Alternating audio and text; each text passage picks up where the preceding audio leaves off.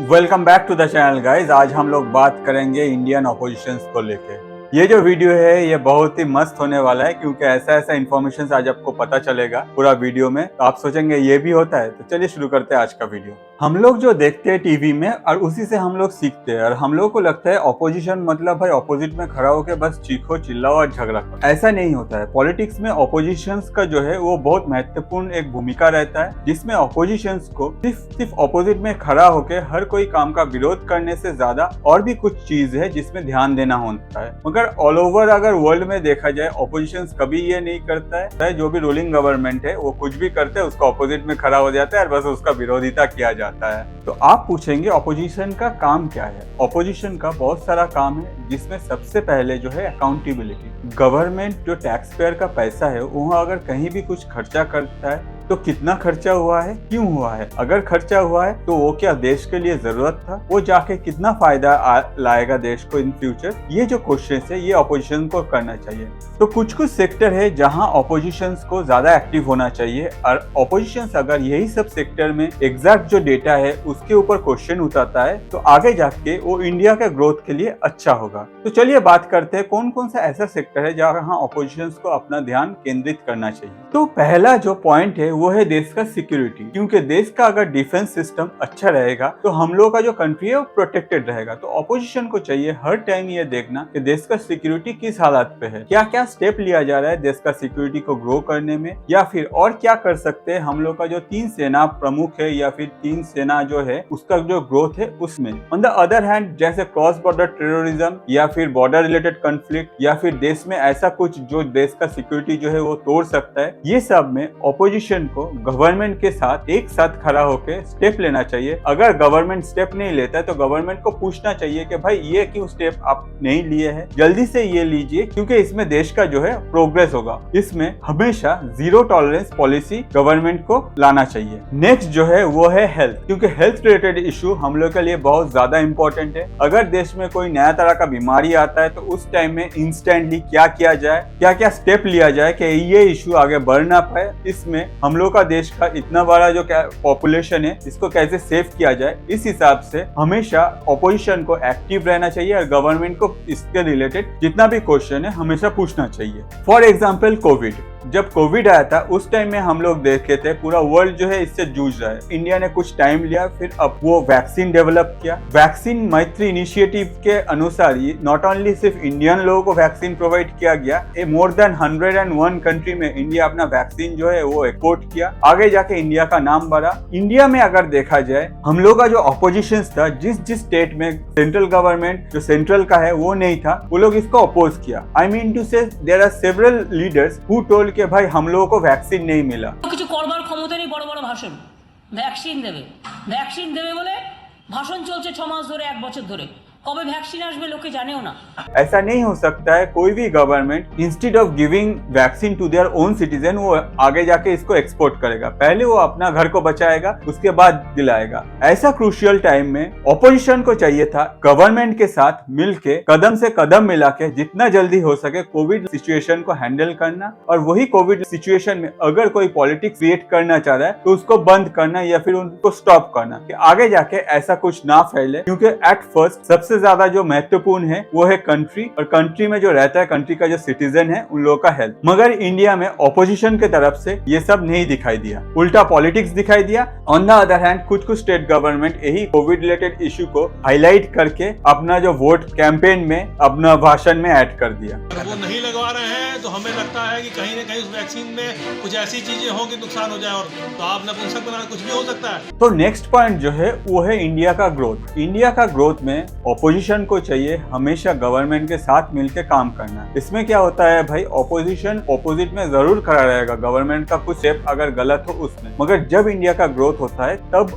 Opposition को चाहिए एक साथ मिलकर काम करना। मगर हमेशा ये दिखाई नहीं देता है, क्योंकि अभी अगर हम लोग देखें ग्रोथ बहुत तरह से होता है, जैसे कि टेक्निकल ग्रोथ है, टेक्नोलॉजी रिलेटेड ग्रोथ है, इंफ्रास्ट्रक्चर ग्रोथ है, फार्मिंग ग्रोथ है, फाइनेंस रिलेटेड ग्रोथ है, तो बहुत सारा ग्रोथ है। इस ग्रोथ का अगर हम लोग हिसाब देखें तो हम लोग को पता चल जाता है कि हमेशा गवर्नमेंट जो है ऐसा नहीं होता। मैं आपको एग्जांपल देता हूँ। इंडिया में अभी नितिन गडकरी जी जो हम लोगों का रोड ट्रांसपोर्ट मिनिस्टर है, बहुत अच्छी तरह से इंडिया का जो इंफ्रास्ट्रक्चर है इसका ग्रो कर रहा है। हर जगह इंडिया कनेक्ट हो रहा है, बहुत सारा रोडवेज बन रहा है, बहुत सारा फ्लाईओवर्स बन रहा है, ब्रिज बन रहा है। लगभग India round about 35 kilometre per day अपना जो रास्ता है या फिर अपना जो हाईवेज है इसको ग्रो कर रहा है। और यही हाईवे को ग्रो करने के टाइम में हो सकता है कि कुछ जो ग्रीनरी है उसको काटा जा रहा है या फिर वही डेवलपमेंट में वो ग्रीनरी का कुछ पार्ट यूज किया जा रहा है। तो ये ऐसा है कि ऑन द अदर हैंड अगर आप देखें, ये जो रोड्स है, ये रोड्स जहाँ बनता है गवर्नमेंट अपने तरफ से इनिशिएटिव लेता है, दूसरा जगह जहाँ खाली जगह पड़ा है वहाँ ग्रीनरी जो है वो बढ़ाया जाता है। जहाँ जितना भी प्लांटेशन हो वहाँ किया जाता है कि भाई ये दोनों को बैलेंस करने में। यानी ये रोड जो जितना डेवलप हो रहा है या फिर ये रोड का डेवलपमेंट से जो जर्नी है वो घंटों से घट जा रहा है। मतलब अगर कोई जर्नी पहले आपको लगता था 6 घंटा, तो शायद आपको अभी 2-3 घंटा में आप कंप्लीट कर पाएंगे, ऐसा रोड बन रहा है इंडिया में। तो इससे क्या होता है, जितना भी कार रोड पे चल रहा है उन लोगों का जो एमिशन है या फिर उन लोगों का जो धुआं निकलता है, वो जो पोल्यूशन लेवल है वो घट जा रहा है। Different type of technology like electric cars, hydrogen car, इनमें भी गवर्नमेंट काम कर रहा है कि इंडिया का ग्रोथ में ये सब हम लोग यूज करेंगे तो पोल्यूशन जो है वो घट जाएगा। तो गवर्नमेंट के साथ अगर कोई खड़ा होकर ये सब प्रोजेक्ट में अगर हेल्प करता है तो ये जो ग्रोथ है ये जल्दी हो सके। अगर कहीं रास्ता बन रहा है वहां जाके अगर कोई ये सब काम स्टॉप कर देता है, ये सब काम में टांग अड़ाता है ऑपोजिशन, तो ये गलत है। इसमें क्या होता है, इंडिया का जो ग्रोथ है वो डिले होता है। ऑपोजिशन को समझना चाहिए कि इंस्टेड ऑफ हर काम में टांग अड़ाना इससे पहले एक बार देखो वो काम इंडिया के लिए जरूरत है या नहीं। अगर जरूरत है तो उसको करने दो। हाँ, जो वैलिड पॉइंट है उस पर आप लोग क्वेश्चन पूछो या फिर उसमें आप बैठ के आप बात करो कि उसमें क्या बेटरमेंट हो सकता है। तो ये व्यू अगर ऑपोजिशन का रहेगा तो इंडिया का जो ग्रोथ है वो और भी जल्दी हो पाएगा। तो नेक्स्ट जो पॉइंट है वो है जियोपॉलिटिकल इश्यूज। इंडिया अपना जो ग्रोथ है ये जियोपॉलिटिक्स के हिसाब से इंडिया अपना जो ग्रो है वो कर रहा है, क्योंकि इंडिया का जो लोकेशन है, जियोग्राफिकल लोकेशन, उसको यूज करके इंडिया अपना जो ग्रोथ है वो बढ़ा रहा है। कुछ कुछ ऑपोजिशन के लीडर है जिन लोगों को हमेशा निमंत्रण मिलता रहता है बाहर कंट्री से, जो लोग इंडिया का ये ग्रोथ से खुश नहीं होता, और वो लोग ही बाहर जाके कोई और कंट्री में इंडियन रिलेटेड या फिर इंडिया का ग्रोथ रिलेटेड या फिर इंडिया का पॉलिटिक्स रिलेटेड या फिर इंडियन लीडर रिलेटेड कुछ ऐसा बोल देता है जो इंडिया का जो इमेज है वो दुनिया के सामने खराब करता है। जबकि सबको पता है कि इंडिया का जो ग्रोथ है वो दुनिया में ऐसा है कि इंडिया का जो फुटप्रिंट्स है वो हर कोई फॉलो कर रहा है। अगर हम लोग का फुटप्रिंट्स हर कोई फॉलो कर रहा है और हम लोग का घर का कोई जाके वहाँ हम लोग के खिलाफ बोले तो ये खराब लगता है। ये ऐसा नहीं करना चाहिए। ऑपोजिशन को समझना चाहिए भाई हम लोग के साथ आपका विरोध है तो हम लोग अपने आप में बैठ के ये बात कर सकते हैं। अगर देश का पॉपुलेशन आपको पसंद नहीं करता है तो आप उसमें वर्कआउट कीजिए। आप देश का पॉपुलेशन के साथ जुड़ना चाहिए। आपको हमेशा उन लोग के साथ मिलकर उन लोग का जो ग्रोथ है, उन लोग का जो मेजर इश्यूज है, जो ग्रास रूट पे इश्यूज है उस पे काम कीजिए। देश का पॉपुलेशन जो है आपको वोट देगा, आपको भी चांस मिलेगा। अगर आप इतना ही अच्छा होए तो आपको भी चांस मिलेगा, आप भी जाके इंडिया को रूल कर पाएंगे। इंस्टेड ऑफ दैट आप बाहर जाके कुछ दूसरा बोल देंगे जो कि आपके लिए या फिर देश के लिए अच्छा नहीं है, ये आपको करना नहीं चाहिए। ये ऑपोजिशन को बहुत अच्छी तरह समझ लेना चाहिए। इसके अलावा भी बहुत सारा सेक्टर है जहां ऑपोजिशन को वर्कआउट करना चाहिए, जैसे कि एजुकेशन। एजुकेशन एक ऐसा सेक्टर है जहां ऑपोजिशन को चाहिए गवर्नमेंट के साथ मिलके बैठ के हर स्टेट में क्या क्या स्टेप लिया जाता है या फिर क्या क्या स्टेप लेने से इंसान जल्दी एजुकेटेड हो पाएगा, उसके पास ज्यादा नॉलेज रहेगा। अगर नॉलेज रहेगा तभी इंडिया में आगे बढ़ पाएगा, क्योंकि नॉलेज जो है वो डायरेक्टली ग्रोथ के साथ कनेक्टेड है। बढ़ेगा तभी बढ़ेगा इंडिया। तो इंडियन हिस्ट्री में अगर हम लोग देखें ये ऑपोजिशन जो है ये पहले नहीं था। मतलब अगर हम लोग देखें 1964 तक नेहरू एरा जिससे कहा जाता है, जिस टाइम में जवाहरलाल नेहरू जी हम लोग का पीएम हुआ करता था, उस टाइम में ऑपोजिशन नहीं था। ऑपोजिशन में कोई पार्टी ही नहीं था। अंटिल 1964 कोई ऐसा नहीं था कि कोई ऑपोजिशन में आके बोले या फिर आपको रोके या फिर आपका जो काम है उसमें कुछ चेंजेस लाने का कोशिश करे। तो इस हिसाब से अगर हम लोग देखें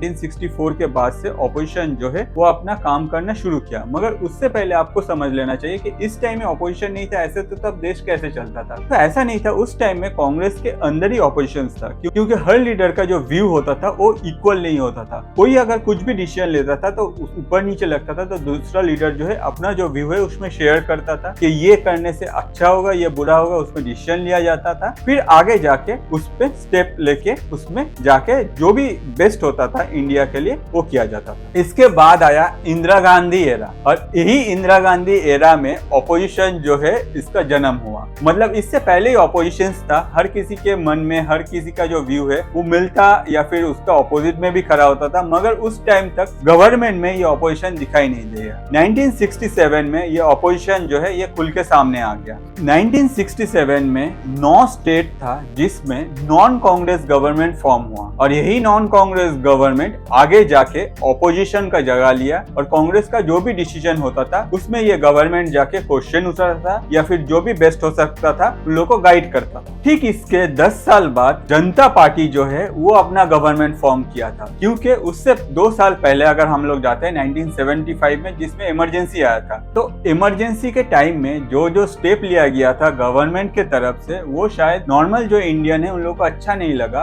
और 1977 में जनता पार्टी आके अपना जो गवर्नमेंट है वो फॉर्म कर दिया। कुछ दिन बाद इंदिरा गांधी का गवर्नमेंट फिर से वापस आया और उसने अपना रूल किया। उसके बाद राजीव गांधी का गवर्नमेंट आया, वो भी इंडिया में रूल किया, और उसके बाद आया कोलेशन एरा। ये जो एरा था, इस टाइम में कोलेशन जो गवर्नमेंट है वो तैयार हो रहा था इंडिया में। 1989 के बाद कोलेशन एरा स्टार्ट हुआ। इस टाइम में इंडिया जितना भी पॉलिटिकल पार्टी था दोनों पार्ट में डिवाइड हो गया। एक हुआ एनडीए, दूसरा हुआ यूपीए। तो हर कोई पार्टी अगर ऑल ओवर इंडिया से देखा जाए वो दोनों में डिवाइड था। कोई किसी को सपोर्ट करता था, कोई एनडीए को सपोर्ट करता था या फिर कोई यूपीए को सपोर्ट कर रहा था, और यही ट्रेंड बहुत दिनों तक चलता रहा। अभी भी अगर हम लोग देखें ज्यादातर पार्टी जो है वो एनडीए या फिर यूपीए से कनेक्टेड है, जबकि कुछ पार्टी बोलता है कि भाई हम लोग इंडिपेंडेंट है, हम किसी को सपोर्ट नहीं करते, हम अपना खुद का गवर्नमेंट जाके आगे 2024 में बनाएंगे। इसके बाद आया 2014 में मोदी एरा। ये एरा ऐसा है, ये एरा अभी भी चल रहा है। 2014-2019 में मोदी जी जो है वो बीजेपी के तरफ से जीता,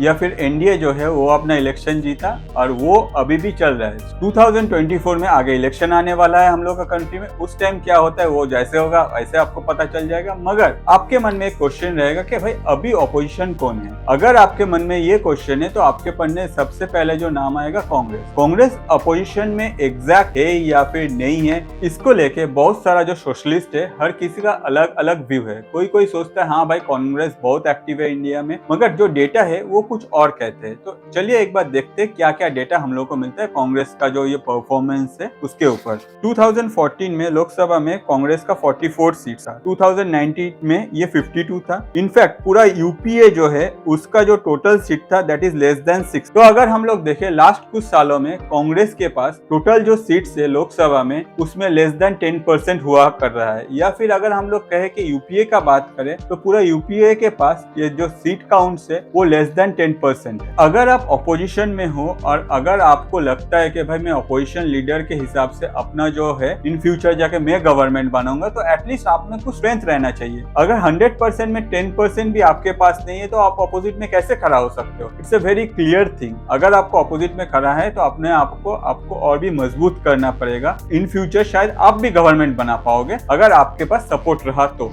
अभी कांग्रेस का जो ये परफॉर्मेंस है ये थोड़ा सा और चेक करते हैं कि लास्ट कुछ इलेक्शंस में कांग्रेस ने क्या किया है। तो लास्ट जो पंजाब में इलेक्शन था उस टाइम में कांग्रेस पंजाब में गवर्नमेंट फॉर्म किया था, मगर उस इलेक्शन में आम आदमी पार्टी ने कांग्रेस को हरा दिया और वो अपना गवर्नमेंट फॉर्म किया। उत्तराखंड में भी कांग्रेस हार गया। मणिपुर में इंडियन नेशनल कांग्रेस का 2017 में 27 सीट्स था, बट अभी वो सिर्फ 5 बचा है। गोवा में इंडियन नेशनल कांग्रेस का 17 सीट था जो कि ऑलरेडी डिक्रीज हो गया है। इसके अलावा यूपी में लास्ट 2 साल से प्रियंका गांधी जो है वो कांग्रेस के तरफ से यूपी में बहुत ज्यादा काम कर रहा था, मगर उसके बाद भी यूपी का जो इलेक्शन रहा उसमें कांग्रेस के हाथ में सिर्फ 2 सीट्स मिला। तो इससे हम लोग को पता चल जाता है कांग्रेस का जो परफॉर्मेंस है वो दिन ब दिन घटता जा रहा है। On the other hand opposition में as a opposition leader Congress का अगर कोई बैठता है तो उसका जो पोजीशन है वो बहुत खराब है। तो ये बात तो क्लियर हो गया कि भाई ऑपोजिशन में अगर आप कांग्रेस को देखना चाहते हैं तो अभी कांग्रेस के लिए पॉसिबल नहीं है, क्योंकि कांग्रेस जो है वो इंडिया में अभी उस लेवल पे चलता नहीं है। क्लीन एंड क्लियर, अगर आपको कुछ काम करना है, अगर आपको वोट में जीतना है, आपको इलेक्शन में जीतना है, तो आपको जनता के साथ रहना रहना पड़ेगा, जनता के साथ मिलके उन लोगों का जो प्रॉब्लम है उस पे आपको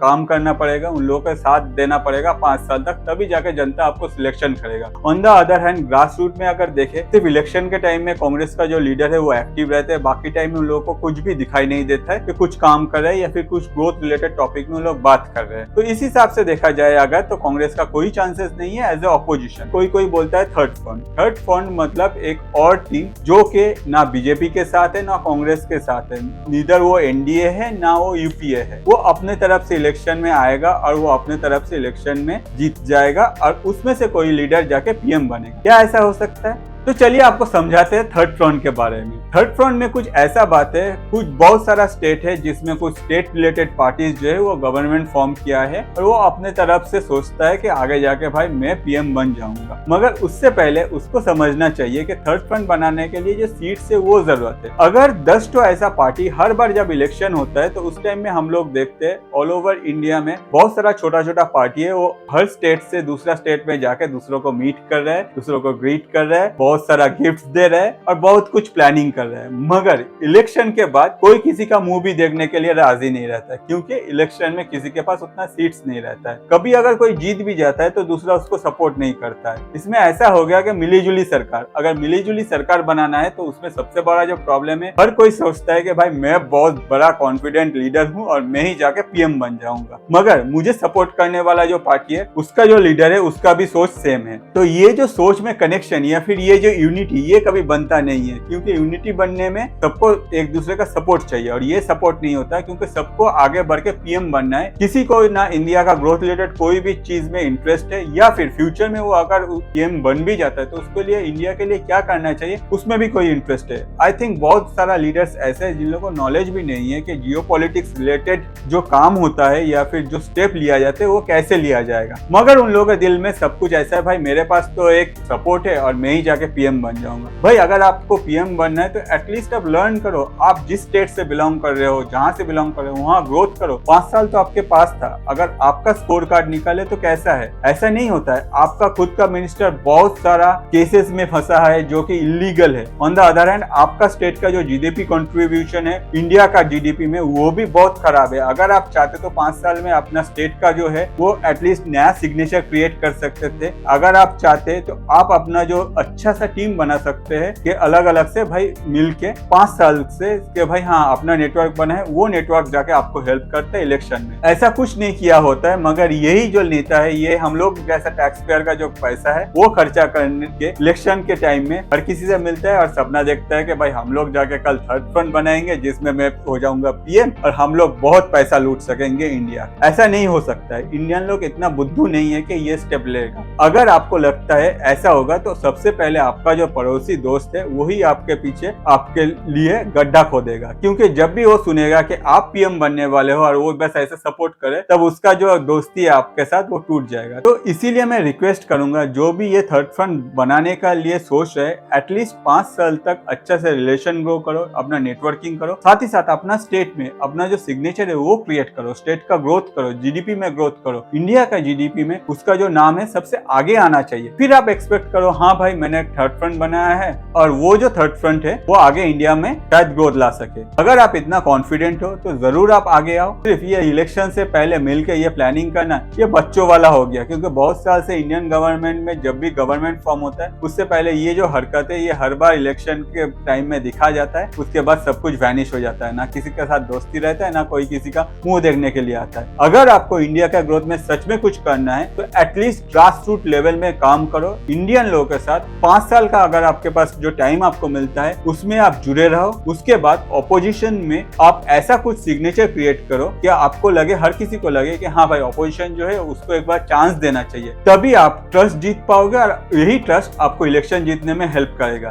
इंस्टेड ऑफ दैट सिर्फ भाषण देके या फिर कोई इशू जो की जरूरत ही नहीं है उसको बार बार रिपीट करके इंडिया का टाइम या फिर मीडिया का टाइम वेस्ट करके कोई फायदा नहीं है। इंडियन लोग बहुत समझदार हो चुके हैं, इसीलिए इंडिया का ग्रोथ हो रहा है। अगर आपको भी इस ग्रोथ में पार्टिसिपेट करना है, तो आपके पास जितना भी अथॉरिटी है वही अथॉरिटी आप यूज करो, इंडिया के ग्रोथ के लिए कुछ बेस्ट करो, फिर आप आगे जाके बोल सकते हो कि हमारा जो इंडिया है उसमें जो ग्रोथ हो रहा है उसमें मैंने भी कुछ कंट्रीब्यूट किया है। अगर आपको लगता है कि ये वीडियो से आप में भी कुछ पॉजिटिविटी एंटर हुआ है तो प्लीज चैनल को सब्सक्राइब कीजिए और दोस्तों के साथ शेयर कीजिए। आज के लिए इतना ही। Thank you.